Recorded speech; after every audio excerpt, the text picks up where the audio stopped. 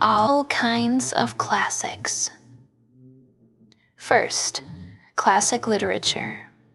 Episode 1. The Epic of Gilgamesh. The first story we ever told. If you were to ask, what is the oldest story humanity ever wrote down? Not the oldest myth, but the oldest literary work. The answer would not be Greek, Roman, or biblical. It would be the Epic of Gilgamesh, written more than 4,000 years ago in the land between the Tigris and Euphrates rivers, ancient Mesopotamia. And remarkably, it is a story that still asks the same question we ask today. What do you do with your life knowing you're going to die? The king who had everything except wisdom. Gilgamesh is introduced as the king of Uruk, 2/3 god and 1/3 human. He is strong beyond measure, brilliant, beautiful, and unbearable. He abuses his power. He exhausts his people. He takes what he wants. The gods hear the cries of the city and decide to create the counterbalance. Enkidu, a wild man, raised among animals, innocent of civilization. Already, the epic presents a tension that will echo through all later literature. Civilization versus power versus restraint. Gods versus mortality. When Enkidu is brought into the city, he and Gilgamesh do what heroes do best. They fight. And after a ferocious struggle, neither wins. So, they do something revolutionary for ancient literature. They become friends. This friendship, not conquest, not romance, is the emotional center of the epic.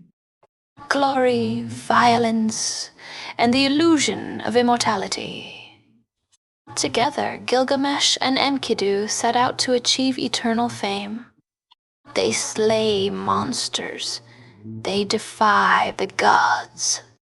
They believe that heroic deeds will outlast death. But the epic does not romanticize this belief for long. The gods punish their arrogance by killing Enkidu. And suddenly, the story changes genres. What was once an adventure becomes something else entirely, a meditation on grief. Gilgamesh does not rage against enemies. He collapses beside his friend's body. He watches the corpse decay. And for the first time in human literature, we hear a man say, in effect, "This will happen to me." The first existential crisis. Terrified of death, Gilgamesh abandons his throne and sets out on a desperate quest, not for glory, but for immortality. He seeks Utnapishtim, the one human granted eternal life. And here we encounter something astonishing.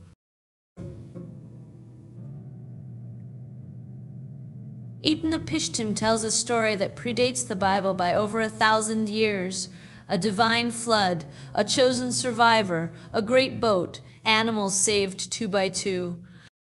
But the message Utnapishtim gives Gilgamesh is not hopeful.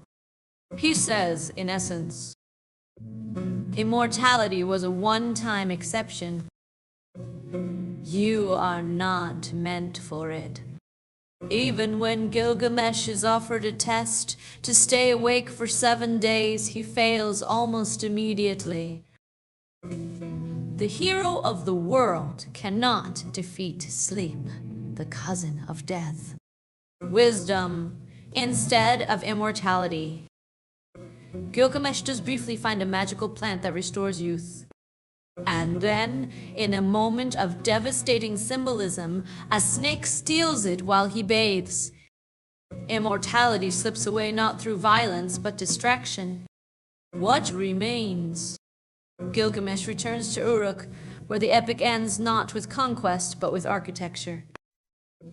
He shows the city walls to a companion and says, in effect, Look at what humans can build. This is the epic's final answer. You will die. Your name may fade, but meaning is made, not granted. Why Gilgamesh still matters. Gilgamesh is not a moral fable. It does not promise salvation. It does not deny death. Instead, it offers something more honest. Friendship is real. Grief is unbearable. Power without wisdom is destructive. Acceptance is not defeat. Gilgamesh is not the first hero because he was strongest. He is the first hero because he learned. Closing thought. Serve what humanity presents. It was about a man learning how to live in it. And 4,000 years later, we're still learning the same lesson.